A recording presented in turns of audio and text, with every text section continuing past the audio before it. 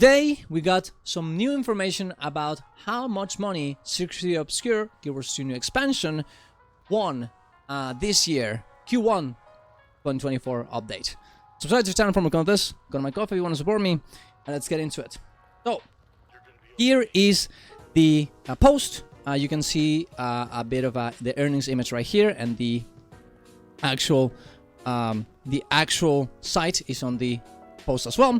But Sognos was so good that he actually made an entire Excel sheet showing all of the Guild Wars 2's franchise earnings through all the years on every one of the quarters, and you can have a graph here as well, which is very, very useful. You can see all the money that Guild Wars 2 has made in dollars as well, because usually this information is in Korean won, as NCSoft is a Korean company.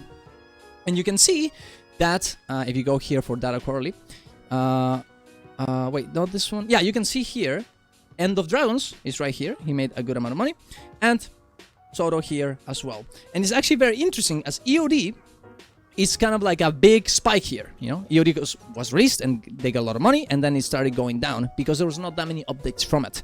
But Secretly Obscure, not that much money here when it actually released, but then boom, started going up again, and we have one more quarter to see right here to see how much actual money is compared to EOD.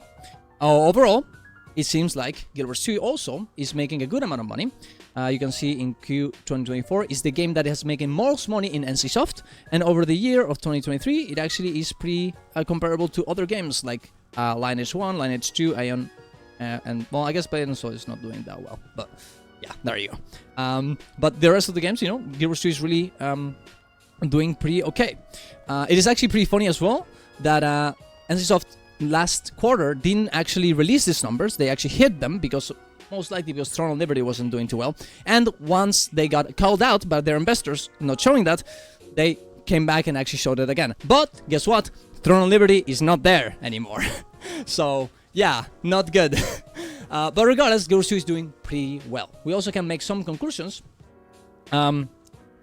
Because I calculated the amount of money that EOD did in 3 quarters with this, with this graph as well, and the information we have here, and it seems like both of them, EOD and Soto, did more or less the same amount of money in the first 3 quarters. EOD did around $56 million.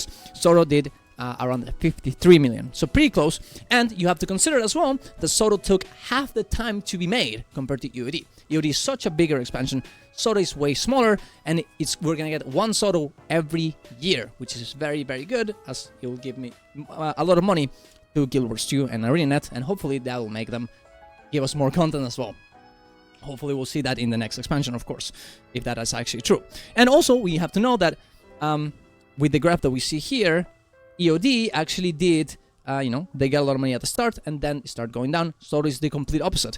Technically, we should be seeing even more money in the quarter 4, and probably the most amount of money of all of Soto at the end, as the expansion will be completely released. So this could actually be an expansion that does even more money than EOD. We don't know yet, and we're gonna have to wait, but yeah, it is definitely possible. And also, you have to consider as well that Soto is not really an expansion that is very popular in the community. A lot of people say that it's probably the worst expansion we have ever had. Some people disagree. It is obviously a new player expansion, and a lot of new players do like it, but a lot of veterans don't. So it probably is only uphill from here. We'll have to see with the next expansion, but I guess we're gonna have to wait, won't we? But overall, people are pretty happy. There are also some information about Guild Wars 1 and how much money they used to do back in the day. Oh no, this was not the one. And some people are kind of happy about that. And well, I'm not happy, but they're like, oh, I wish ANET would have, kept going with the Guild Wars 1. They would have made even more money. And in some ways, I kind of agree. The difference in audience from Guild Wars 1 and Guild Wars 2 is kind of significant. So honestly, continuing Guild Wars 1 would have been a good idea to even way more money. But considering the fact that it was pretty hard for ANET to actually develop Guild Wars 2 in the first place, it probably wasn't that possible. That being said, it's very good news. It's very, very good news for Guild Wars 2. I was actually kind of scared of this specific quarter. I was like, oh, what if we just don't get, what if we see that Soto didn't do any money at all? That would have been very sad. But it seems like the yearly expansion release schedule is going pretty well. I'll leave the link in the description so you guys can check it as well. They also talked about, which was very interesting. Where is it? Oh, I kind of missed it, I guess. Oh no. Well, there's some information. I'm just gonna talk about it. There's some information about other things that NCSoft is working on. Apparently, they're working on new IPs. It's on the earnings sheet in the investors sheet. They talk about how they want to do more games, right? They want to do new IPs.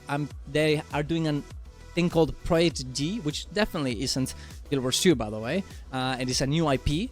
And they're working on an MMO RTS, which is very interesting. That probably isn't gonna be that good, I don't think, because NCSoft usually does like very mobile games, kind of not the best games that we would enjoy. And they're also making some new other IPs as well. I think a collectible RPG game, a lot of stuff. So I'm guessing that the whole Guild Wars 3 thing comes out for that. So we'll see. It wasn't mentioned there, so maybe they're kind of going back on the fact that they revealed that in the first place. We don't really know, but I'm gonna be, looking into their listings from time to time and whatever they say to see if we can get more information. That being said, that is kind of the video.